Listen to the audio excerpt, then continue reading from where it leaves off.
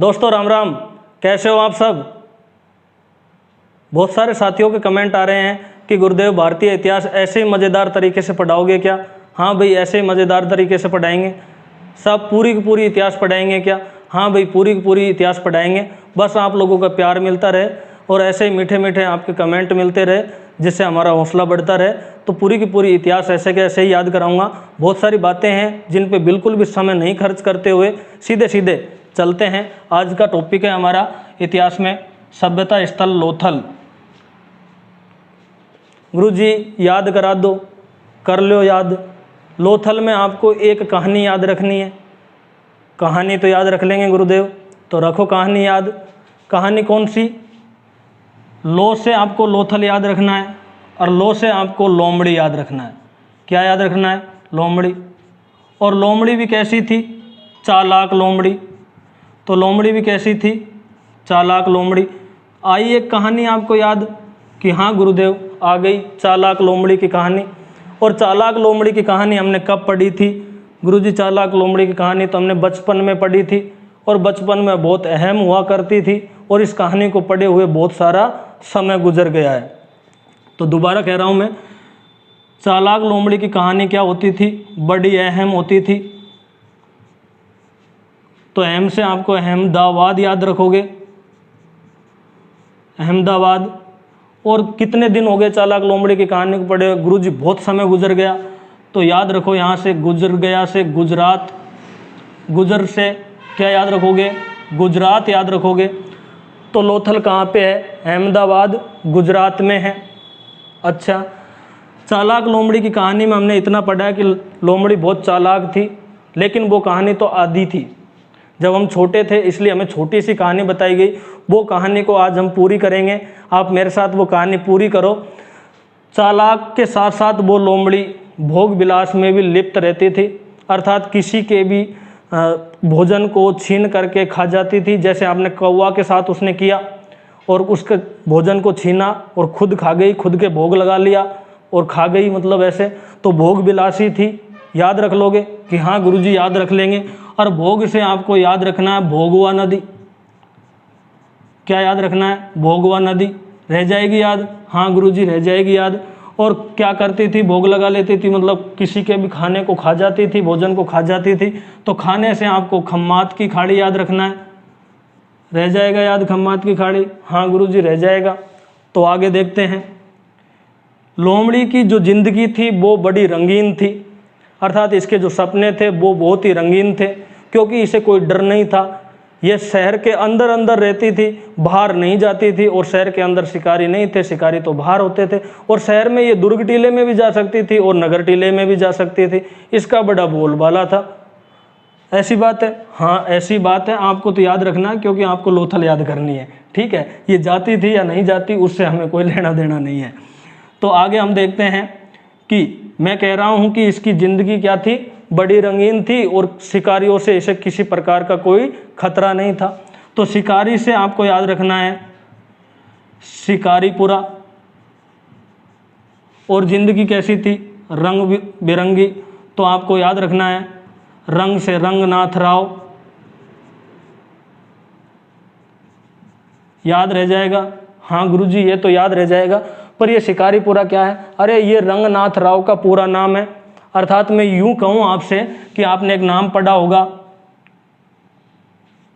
SR Rao, कि हाँ गुरुजी ये तो हमने पढ़ा है। तो कभी सोचा आपने रंगनाथ राव पढ़ा होगा आपने, ये भी पढ़ा है। तो उसका पूरा नाम था शिकारीपुरा रंगनाथ राव, इसलिए उसे SR राव कहते थे। आया समझ में, आ गया जी। और ये खोज इन्होंने कब की थी, इसकी अगर हम बात करें तो देखो आपने ये कहानी कब पढ़ी थी साहब, हमने ये कहानी बचपन में पढ़ी थी। तो बचपन से आपको याद रखना है 1954-55 में इन्होंने खोज की थी। तो बचपन से क्या याद रखना है, 54-55, ये भी याद हो जाएगा। चलो याद हो रहा है तो आगे बढ़ते हैं। आगे आप याद रखना, मैंने कहा था कि शिकारियों का डर नहीं था, एक टीले से दूसरे टीले में चले जाती थी, पूरे नगर में घूमती थी। तो आगे है नगर, नगर या शहर। हमने अब तक पढ़ा है कि नगर 2 टीलों में विभक्त था, तो लोथल जो नगर या शहर था वो भी कितने टीलों में था, ये भी लगभग 2 ही टीलों में विभक्त था। एक का नाम यहाँ भी दुर्ग टीला मिलता है, एक का शहर या नगर टीला मिलता है, लेकिन यहाँ पे दुर्ग टीला दुर्गीकृत नहीं था। अर्थात हम ये कहें कि यहाँ पे दोनों के दोनों स्थली क्या थे, एक ही प्राचीर से दुर्गीकृत थे। अर्थात नगर टीला दुर्ग टीला दोनों एक ही प्राचीर से दुर्गीकृत थे। इसीलिए तो लोमड़ी इस नगर के अंदर अंदर घूमती थी, बाहर नहीं जाती थी। बाहर कैसे नहीं जाती, क्योंकि प्राचीर थी, ऐसे याद रख लेना। और बाहर से कोई अंदर भी नहीं आता क्योंकि प्राचीर थी, अर्थात यहाँ चारों ओर बाउंड्री थी, याद रह जाएगी। अब मैंने ये क्यों बताया, इसलिए बताया कि अन्य स्थलों में जो दुर्ग टीला था वो दुर्गीकृत होता था, पश्चिमी टीला दुर्गीकृत होता था। यहाँ दोनों टीले एक ही प्राचीर से दुर्गीकृत है, पूरा का पूरा शहर। अब इस शहर की 1-2 विशेषताएं हैं, उनकी बात करें तो पहली विशेषता तो ये होगी, एक ही प्राचीर से दोनों टीले गिरे हुए हैं। दूसरी बात, दरवाजे कहाँ खुलते थे, दरवाजे मुख्य सड़क की ओर खुलते थे, ये याद रखना।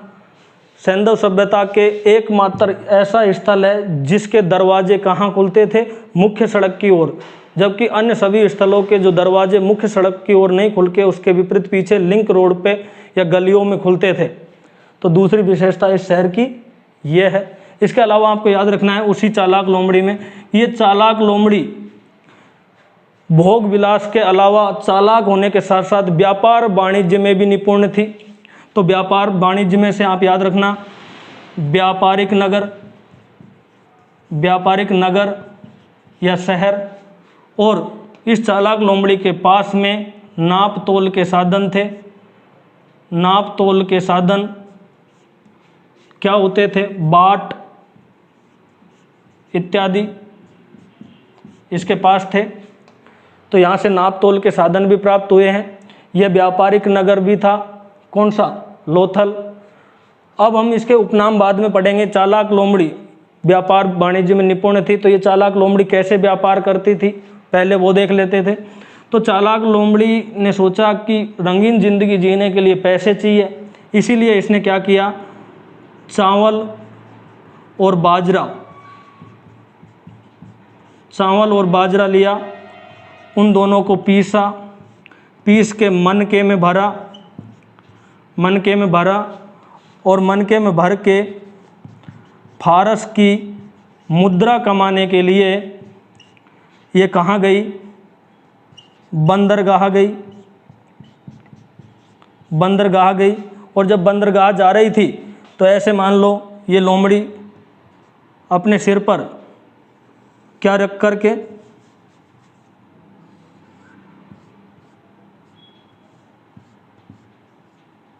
ये लोमड़ी अपने सिर पर क्या रख करके, बाजरा एवं चावल के पिसा हुआ आटा रख करके कहाँ जा रही है, फारस की मुद्रा कमाने बंदरगाह पे। कि जो विदेशी आए हैं वो भूखे होंगे, उन्हें मैं क्या बेचूंगी, बाजरा का आटा व चावल, और वो मुझे मुद्रा देंगे फारस की और मैं ऐश करूंगी।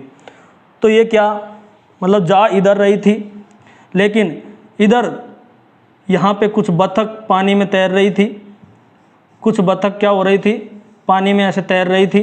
तो ये चल इधर रही थी और देख बतख की तरह रही थी। तो आगे जा कर के ये किस में गिर गई, तो आप याद रखना, आगे जा कर के ये एक हवन कुंड में गिर गई।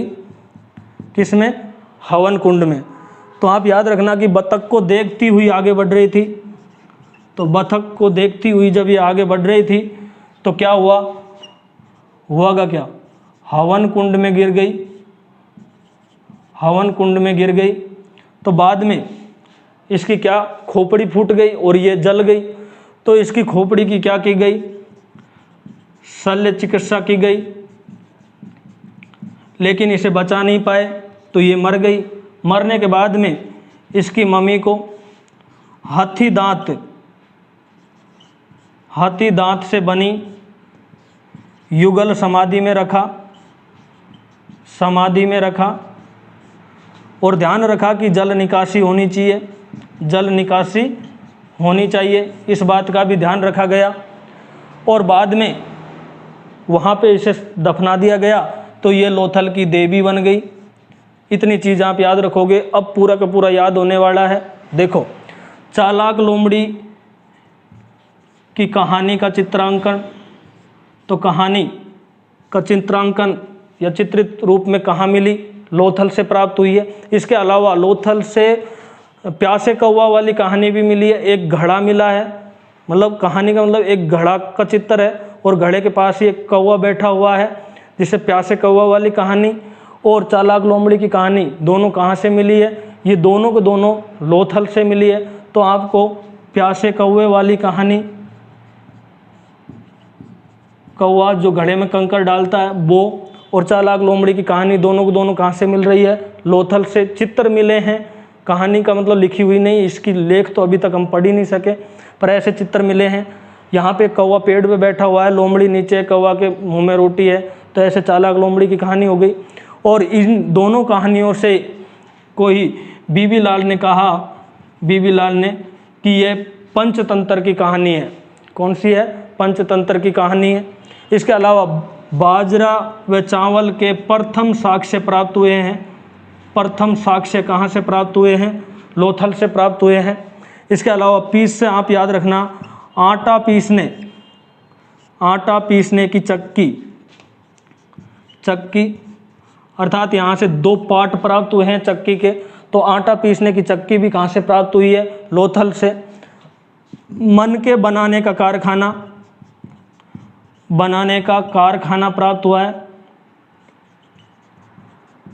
और कुछ ऐसी छोटे छोटे मन के बनाने के, सूक्ष्म मन के बनाने के लिए कुछ ऐसे चीज़ें मिली है, जैसे आप यहाँ देख सकते हो। एक मटकी है और इस मटकी को ढका हुआ है, जैसे कोई गर्म पानी करने के लिए होता है, तो ये मटकी को ढका हुआ है। और ये वास्तव में ही पहले वाले चित्र में क्या था? मन के बनाने का वो भट्टी थी। और अब इस चित्र में आप देख रहे हैं कि एक हांडी है या मटकी रखी हुई है। तो यहाँ सूक्ष्म मटके गर्म पानी से तैयार किए जाते थे।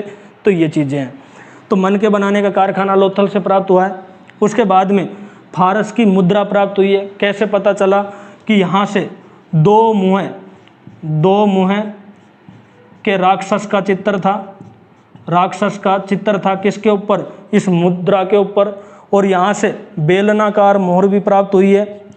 बेलनाकार मोहर, पर ये छोटी छोटी बेलनाकार मोहरें प्राप्त हुई है। कहाँ से? लोथल से। तो प्रश्न आता है कि छोटी छोटी बेलनाकार मोहरें कहाँ से प्राप्त हुई है? लोथल से। फारस की मुद्रा कहाँ से? लोथल से। कैसे पता लगा? दो मुंह के राक्षस का चित्र है, ये फारस की मुद्राओं पे हुआ करता था। बंदरगाह के साक्ष्य, बंदरगाह, गोदी या डॉग यार्ड के साक्ष्य कहाँ से मिले हैं? लोथल से। लोथल से विश्व का सबसे प्राचीन बंदरगाह मिला है। लोथल बंदरगाह के लिए प्रसिद्ध था। यहाँ से पश्चिमी एशियाई देशों के साथ व्यापार होता था, अफ्रीका के साथ व्यापार होता था। ऐसे याद रखना आप, नावों की सहायता से व्यापार होता था। तो इस लोथल में बंदरगाह मिला है। और यह सैंधव सभ्यता की सबसे बड़ी इमारत बोल सकते हैं, इमारत, या इसे सबसे बड़ा निर्माण बोल सकते हैं। सैंधव सभ्यता का सबसे बड़ा निर्माण कौन सा है? बंदरगाह, गोदीवाड़ा, डॉक यार्ड। इसके अलावा बतख के सर्वाधिक चित्र कहाँ से प्राप्त हुए हैं? तो सर्वाधिक चित्र बतख के कहाँ से प्राप्त होंगे? लोथल से। तो ये तो याद रहेगा ही कि समुद्र या नदियाँ आसपास थी, भोगवा नदी, साबरमती नदी, तो उसके कारण बतख के चित्र तो यहाँ से मिलेंगे ही। अब बतख को देखते हुए वो आगे बढ़ रही, तो हवन कुंड, इसे हम अग्निवेदिकाएँ कहेंगे। तो हवन कुंड, अग्निवेदिकाएँ के साक्ष्य कहाँ से मिले हैं? लोथल से प्राप्त हुए हैं। इसके अलावा कहाँ से मिले हैं? कालीबंगा से भी मिले हैं। इसके अलावा बात करें हम, शल्य चिकित्सा के प्रमाण भी कहाँ से मिले हैं? लोथल से और कालीबंगा दोनों से ही मिले हैं। मम्मी की अगर हम बात करें तो मम्मी के उदाहरण कहाँ से प्राप्त हुआ है? वो भी लोथल से प्राप्त हुआ है। हाथी दांत का पैमाना भी कहाँ से मिला है? लोथल से। और याद रखना कि वो इधर देखती देखती आगे बढ़ रही थी, तो वो दिशा में नहीं देख रही थी, गलत दिशा में देख रही थी, आगे बढ़ रही थी। तो आप याद रखना, इसके मरने के बाद में एक नियम बनाया गया, दिशा सूचक यंत्र। क्या चीज़ है? दिशा सूचक या दिशा मापक। दिशा मापक यंत्र कहाँ से प्राप्त हुआ है? वो भी लोथल से प्राप्त हुआ है। हाथी दांत का पैमाना कहाँ से प्राप्त हुआ है? वो भी लोथल से प्राप्त हुआ है। युगल समाधि कहाँ से प्राप्त हुई है? लोथल से प्राप्त हुई है। वैसे बात करें, लोथल शहर में जो पूर्वी टीला है उसके उत्तर में 20 समाधान वाला एक कब्रिस्तान मिला है, जहाँ 20 समाधान प्राप्त हुए हैं। उनमें से 3 कैसे थे? 3 युगल समाधियाँ यहाँ से प्राप्त हुई है। हम कह सकते हैं सती प्रथा का उदाहरण हो सकता है। और सबसे अच्छी जल निकासी का प्रमाण, उत्कृष्ट जल निकासी का प्रमाण भी कहाँ से प्राप्त होते हैं? लोथल से ही प्राप्त होते हैं। बहुत अच्छी नालियाँ मिली है, बड़ी नाली छोटी नाली में। जैसे कि आप इस चित्र में देख सकते हो कि एक नाली दूसरी नाली से तीसरी नाली में जा रही है। ऐसे जल प्रणाली सिंधु सभ्यता में उत्कृष्ट कोटि की कहाँ से मिली है? लोथल से। फिर मैंने कहा कि लोथल की एक देवी भी थी, और उस देवी अब लोथल कहाँ? समुद्र के किनारे था, तो वो समुद्र देवी थी, समुद्र देवी थी। और जिसका नाम सी यानी आप समुद्र, सीकोत्री देवी। तो लोथल की जो देवी है उसका नाम क्या था? सीकोत्री देवी था। इसके अलावा इस सीकोत्री देवी के दर्शन के लिए लोग 2 चीज़ों से आ सकते थे यहाँ पे। एक तो आ सकते हैं नाव में बैठ करके, और एक आ सकते हैं घोड़े पर बैठ करके। तो यहाँ से नाव के साक्ष्य मिले हैं। कितनी?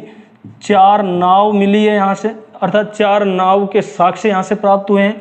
और घोड़े की मणि मूर्ति मिली है। घोड़ा नहीं मिला, घोड़े के अस्थिपंजर नहीं, मणि मूर्ति मतलब छोटी सी मूर्ति घोड़े की कहाँ से प्राप्त हुई है? लोथल से। अर्थात हम कह सकते हैं कि किसी ने पूछा होगा अरब देशों से या बाहर से जो यात्री आते हैं, तो वो कहते हैं हमारे यहाँ पे एक जानवर होता, कैसे होता? तो उसने घोड़े की मूर्ति बना के बताया होगा, ऐसे होता होगा, क्योंकि घोड़े से तो परिचित नहीं थे। तो घोड़े की मणि मूर्ति लोथल से प्राप्त हुई है। ये लोथल। अब लोथल के उपनामों की भी बात आती है कि लोथल का जो शाब्दिक अर्थ होता है वो मृतकों का टीला होता है। आप अच्छी तरह लिख देना, लोथल का शाब्दिक अर्थ क्या होता है? मृतकों का टीला। तो हम याद रख सकते हैं लोथल का शाब्दिक अर्थ है मृतकों का टीला होता है, लोथल का शाब्दिक अर्थ। जबकि बात करें आगे, लोथल को लघु हड़प्पा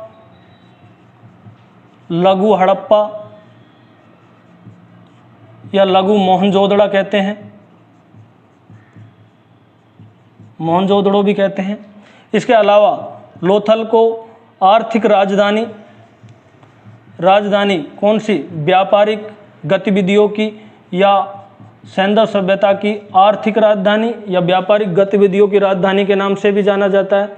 तो आई होप दोस्तों, मुझे उम्मीद है कि लोथल आपको याद हो गया होगा। तो लोथल याद हो गया तो अगला स्थल की ओर चलते हैं, और अगला स्थल का नाम है, वो है चन्हूदड़ो।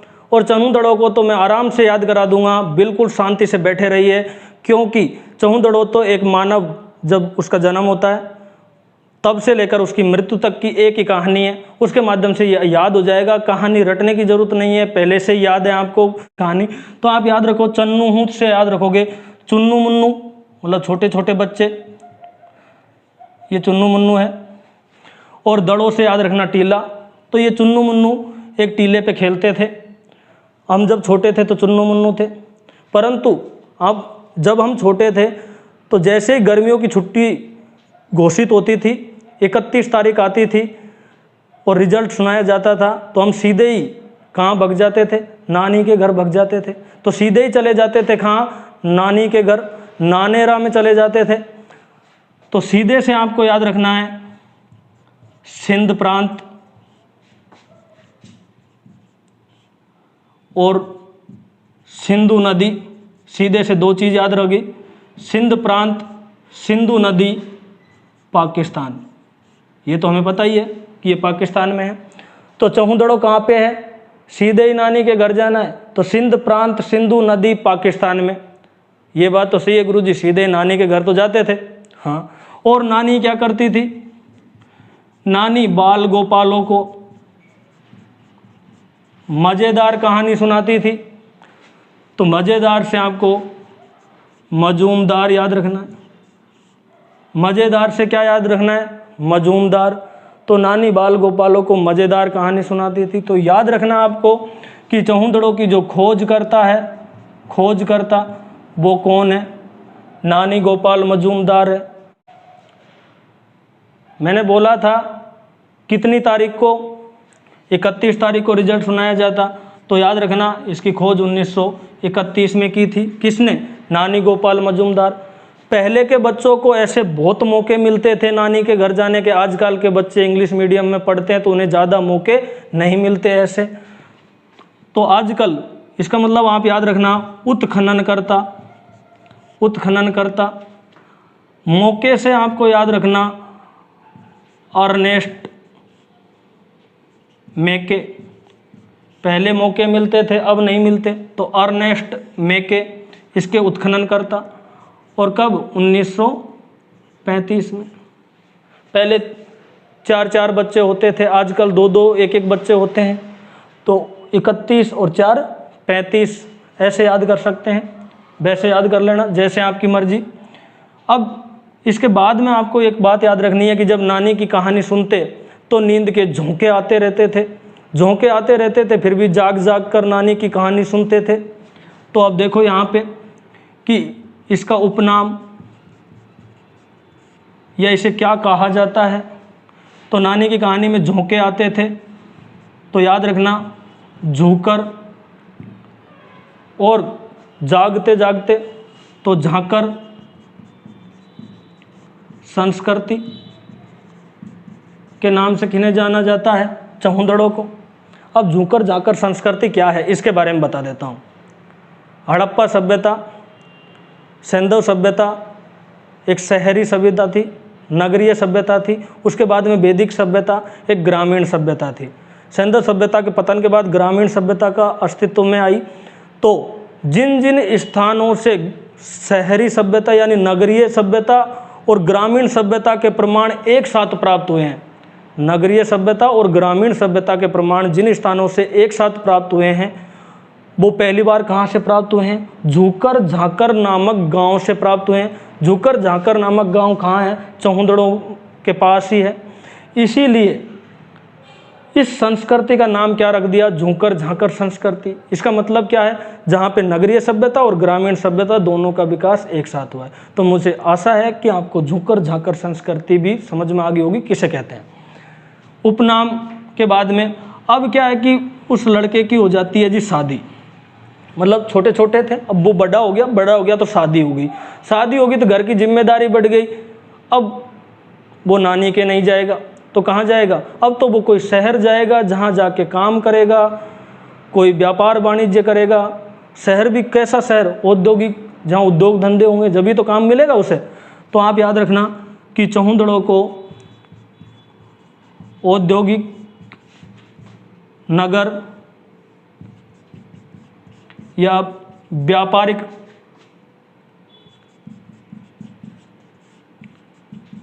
नगर की संज्ञा दी जाती है। औद्योगिक नगर या व्यापारिक नगर की संज्ञा दी जाती है। इसके अलावा अब शहर में चले गया, वहाँ जाके या तो वो खुद का कारखाना खोलेगा या किसी कारखाने में काम करेगा। तो सबसे अच्छा कारखाना कौन सा है? मन के बनाने का कारखाना प्राप्त हुआ है। और ये मन का बनाने का कारखाना कहाँ से प्राप्त हुआ है? चौहंदड़ों से प्राप्त हुआ है।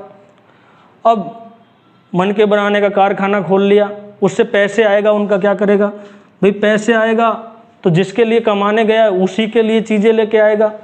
तो क्या याद रखना आप यहाँ से कि वो अपनी बीवी के लिए क्या लाएगा? सौंदर्य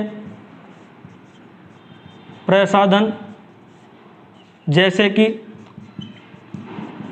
लिपस्टिक, कंघा और इत्र। चौहंदड़ों से लिपस्टिक, कंघा और इत्र प्राप्त हुआ है। शुरू में तो अगर ये नहीं ला के देंगे तो पत्नी नाराज़ हो जाएगी, तलाक की नौबत आ सकती है। इसीलिए ये लाना ज़रूरी है, तभी तो कमाने गया था, वरना नानी के घर ही चले जाता। उसके बाद में उसने सोचा कि अब आगे थोड़ा और कमाऊंगा, पैसे जुड़ जाएंगे, फिर मज़ा करेंगे। तो थोड़े दिन बाद में उसके बच्चे हो गए। अब बच्चों के लिए क्या लाने होंगे, खिलौना। तो हाथी का खिलौना प्राप्त हुआ यहाँ से, हाथी का खिलौना। अब बच्चों के लिए खिलौना ले आए। फिर सोचता है कि घर बना लूँ, घर बनाने के लिए ईंटें लेके आऊँ, ऐसे सोच रहा है। तो वो ईंटें ला के छोड़ देता है, ईंटें, लेकिन उसके पास इतने पैसे नहीं होते और ईंटें पड़ी पड़ी गोल हो जाती है, मतलब टूट जाती है, गोल हो जाती है।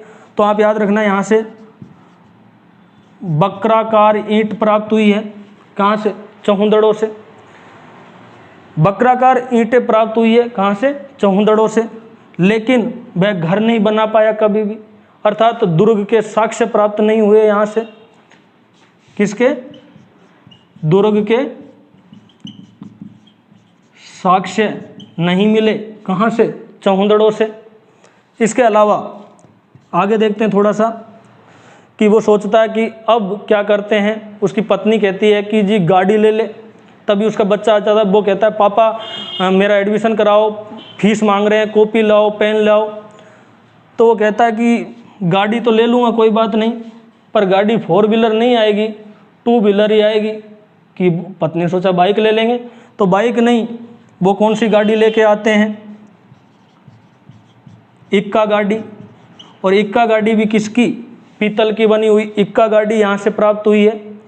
तो इक्का गाड़ी लाता है, इससे कमा के खाऊंगा और थोड़ा बहुत ज़्यादा कमाऊंगा, उस कारखाने से काम नहीं चल रहा। इसके अलावा बच्चे के लिए क्या लेके आएगा, पेन वगैरह लाएंगे। तो स्याही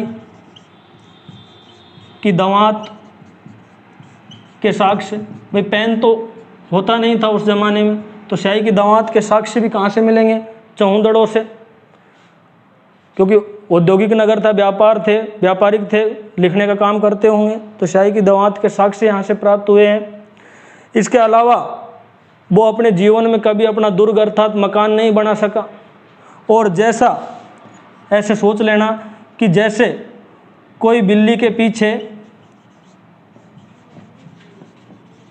पीछे कुत्ता भागता है, उसी प्रकार वह जीवन भर पैसों के पीछे भागता भागता उसका राम नाम सत्य हो जाता है, अर्थात वो हरि के पास चल जाता है, उसकी मृत्यु हो जाती है। और यही जीवन का सत्य है आज की तारीख में। तो यहाँ से बिल्ली के पीछा करते हुए कुत्ता के पंजों के निशान मिले हैं, यहाँ की किससे, ईंटों से मिले हैं।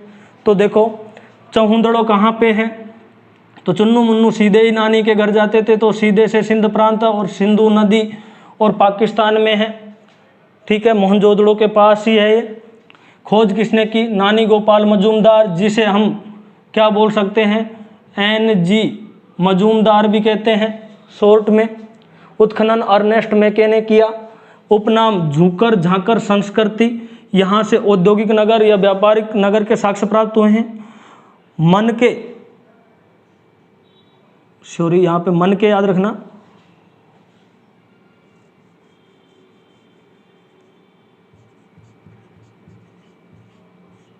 मन के बनाने का कारखाना यहाँ से प्राप्त हुआ है। सौंदर्य प्रसाधन या लिपस्टिक, कंगा इत्र वगैरह यहाँ से प्राप्त हुए हैं। हाथी दांत का खिलौना, बकराकार ईंटें, दुर्ग के साक्ष्य यहाँ नहीं मिले। इक्का गाड़ी यहाँ से प्राप्त हुई है। स्याही की दवात और बिल्ली का पीछे करते हुए कुत्ते के भी यहाँ से ही प्रमाण मिले। अगला जो स्थल है वो है बनवाली।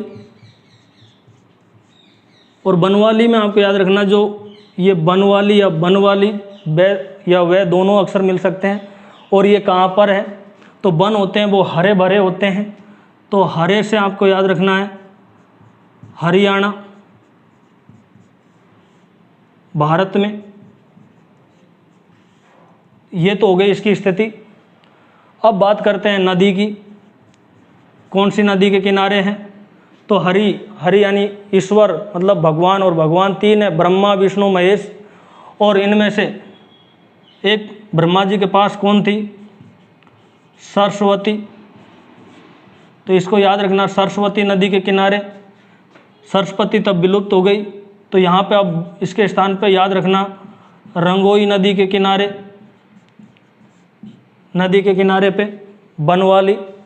इसके बाद में आपको याद रखना है इसकी खोज किसने की, खोजकर्ता। तो सरस्वती जो नदी थी वो पहले बहुत ही विशिष्ट नदी थी, बहुत ही विशेष नदी थी। तो विशेष से आपको विशिष्ट लिखना है। और कौन सा, रविंद्र सिंह बिष्ट। रविंद्र सिंह बिष्ट ने 1973 में की।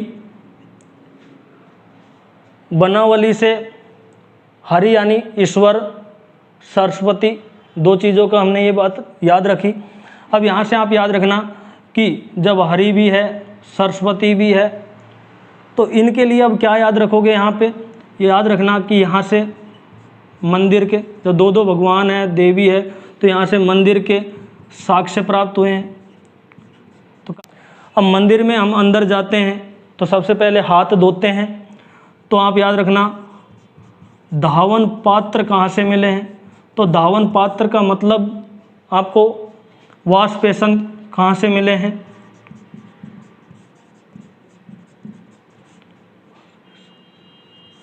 मतलब हाथ धोने का, तो ये कहाँ से प्राप्त हुआ है, वॉश बेसन या धावन पात्र, ये हमें बनवाली से प्राप्त हुआ है। लेकिन यहाँ पे कोई प्रकार की नालियाँ या जल निकासी नहीं मिली है। अर्थात हम ये कहें कि यहाँ से नालियाँ या जल निकासी का अभाव मिला है, तो यहाँ से नालियाँ नहीं मिली, जल प्रणाली का अभाव है यहाँ पे। इसके बाद में आप याद रखना कि जो भगवान के मंदिर में क्या चढ़ाओगे, तो पहले मंदिर में जाओगे कैसे, तो यहाँ से याद रखना बैलगाड़ी के आकार